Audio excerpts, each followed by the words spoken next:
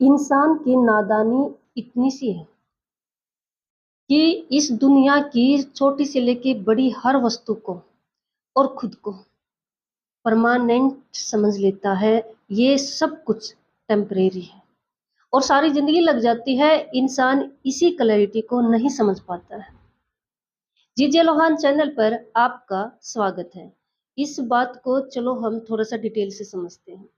एक बार एक व्यक्ति को इच्छा हुई कि वह पूरी दुनिया की क्लैरिटी एक सार में समझना चाहता था। मीन से वह देखो पूरी दुनिया की सच्चाई का राज सोरठ में समझना चाहता था। उसने आसपास सबसे पूछना शुरू किया कि मैं अपने इस क्वेश्चन का आंसर कहाँ पता कर सकता हूँ। तो आसपास के लोगों ने बताया कि महात्मा बुद्ध का नाम तो आपने भी सुना होगा कि यहाँ थोड़ी सी दूरी पर महात्मा बुद्ध तपस्या में लीन है, बहुत बड़े ज्ञानी हैं, वो आपके क्वेश्चन का जवाब जरूर देंगे। वह व्यक्ति महात्मा बुद्ध के पास चला गया और हाथ जोड़ के बोला, महाराज, मैंने पूरी दुनिया की क्लैरिटी मतलब पूरी दुनिया की सच्चाई सार में समझाई है। क्योंकि दुनिया की इतनी बड़ी दुनिया है और उसकी सच्चाई समझाना सबको पता है, इतना आसान नहीं है। लेकिन उसने कहा कि मुझे सार में समझाइए। महात्मा बुद्ध मुस्कुराए। महात्मा बुद्ध ने कहा कि मैं आपसे जो भी क्वेश्चन पूछूं, आपने उनका ईमानदारी से जवाब देना है, बिल्कुल सच्चाई से। उस व्यक्ति ने कहा, जरूर महाराज, मैं बिल्कुल भी झूठ नहीं बोलूंगा। महात्मा बुद्ध ने पूछा, आपके कितनी संतान है? उस व्यक्ति ने कहा, महाराज, मुझे एक बेटा है। फिर महात्मा बुद्ध ने पूछा, आपके भाई बहन? उस व्यक्ति ने कहा, मुझे एक ही भाई है। फिर महात्मा बुद्ध ने पूछा कि आपके भाई के कितनी संतान है? तो उस व्यक्ति ने कहा कि मेरे भाई के दो बेटे हैं। महात्मा बुद्ध ने अगला क्वेश्चन पूछा कि आपके मकान से 3 मकान छोड़कर चौथा मकान जिसका है, उसकी कितनी संतान है? उस व्यक्ति ने कहा कि महाराज, उसके 2 बच्चे हैं, एक बेटा है और एक बेटी है। महात्मा बुद्ध ने कहा, ठीक है। महात्मा बुद्ध ने कहा कि अगर आपके बेटे की डेथ हो जाती है तो आपको कैसा लगेगा? उस व्यक्ति ने कहा कि महाराज, जीऊं तो गा, जीना तो पड़ेगा, लेकिन जी नहीं पाऊंगा। कुछ इस तरह का दर्द, इस तरह के दर्द से निकलूंगा, मतलब इतना दर्द होगा मुझे। महात्मा बुद्ध ने फिर पूछा कि अगर आपके भाई के बेटे की डेथ हो जाती है तो आपको कैसा लगेगा?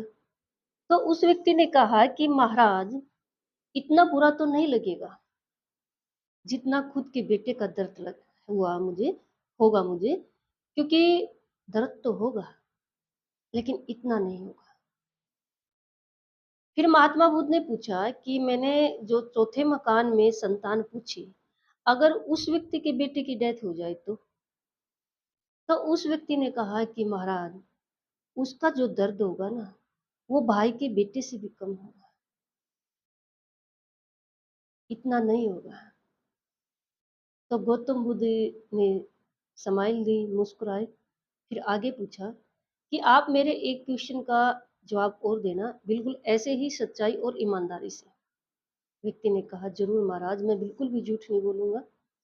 तो गौतम बुद्ध ने कहा कि जो सागर के निकट रेत होता है, उसमें कई बार बच्चे बड़े बड़े भी घर बना लेते हैं, और जब लहरें आती हैं समुद्र की तो उस घर को बहा ले जाते हैं अपने साथ। अगर वो बच्चे ने बनाया है तो बच्चा रोएगा कि उसका बना बनाया घर खत्म हो गया। लेकिन अगर वो घर आपने बनाया हो और लहर आई और उसको बहा लेगी, तो क्या आप रोओगे? वह व्यक्ति कहता है कि नहीं। गौतम बुद्ध ने कहा, क्यों?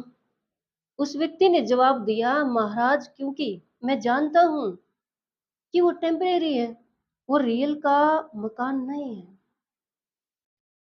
बच्चा इसलिए रोता है क्योंकि वो उसको परमानेंट समझ लेता है। गौतम बुद्ध ने कहा, मैं यही आपको समझाना चाहता हूँ कि हम कई बार बच्चों की तरह उन बातों को रियल समझ लेते हैं जो रियल में रियल होती नहीं है। वो परमानेंट नहीं होती है, वो टेम्परेरी ही होती है। जैसे हम मकान बनाते हैं, हम उस मकान में जितना भी सामान इकट्ठा करते हैं, वो सब टेम्परेरी है। और उस व्यक्ति को महात्मा बुद्ध ने कहा कि सबसे बड़ी बात और ज़रूरी, मैंने आपके बेटे का, आपके भाई के बेटे का और उस पड़ोसी के बेटे का जो एग्ज़ाम्पल दिया है, वो तो इंसान है और वो जिगर के टुकड़े होते हैं बेटे, वो भी परमानेंट नहीं है, वो भी टेम्परेरी है। लेकिन इंसान इस बात को समझ नहीं पाता है। ये है दुनिया की क्लैरिटी, ये है दुनिया की सच्चाई का सार। हम रियल को रियल नहीं देख पा रहे हैं, हम नहीं समझ पा रहे हैं, हम टेम्परेरी थिंग्स में उलझ रहे हैं, बहुत ज़्यादा।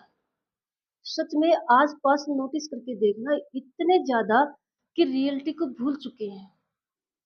अंत में महात्मा बुद्ध ने उस व्यक्ति को कहा कि देखो, जब बच्चा पैदा होता है, वह दूसरे पे डिपेंड होता है, और जब जैसे ही वह अपने खुद पे डिपेंड होता है, वैसे ही वह कमाना शुरू कर देता है, जोड़ना शुरू कर देता है, और कमा-कमा के सोचता है कि ये सब परमानेंट है, ये सब मेरा है।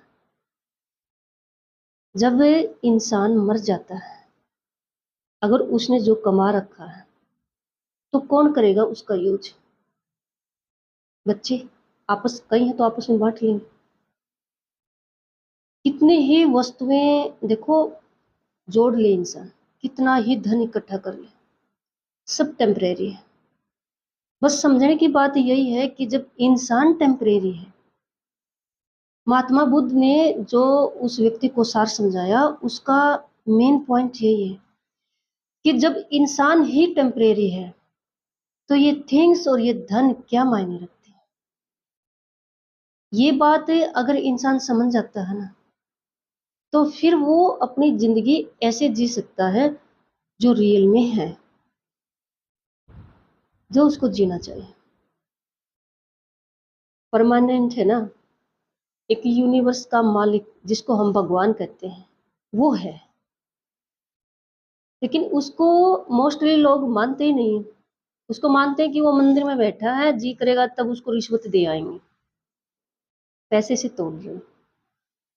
लेकिन रियल में परमानेंट है, तो वो मालिक है, वो परमात्मा है जो हमारे आस-पास है, जो दिखाई नहीं देता, लेकिन देख सब कुछ रहा है, और कुछ भी परमानेंट नहीं है।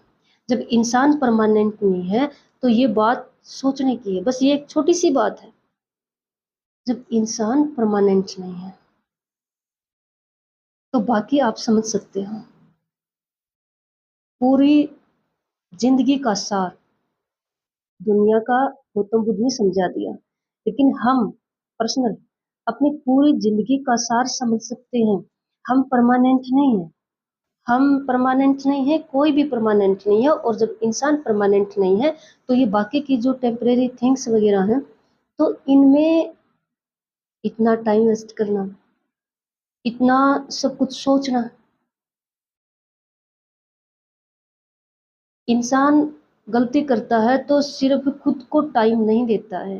खुद को मतलब योग के माध्यम से, परमात्मा के कनेक्शन के माध्यम से खुद को नहीं सँवारता है, बाकी सब कुछ सँवारने में लगा है।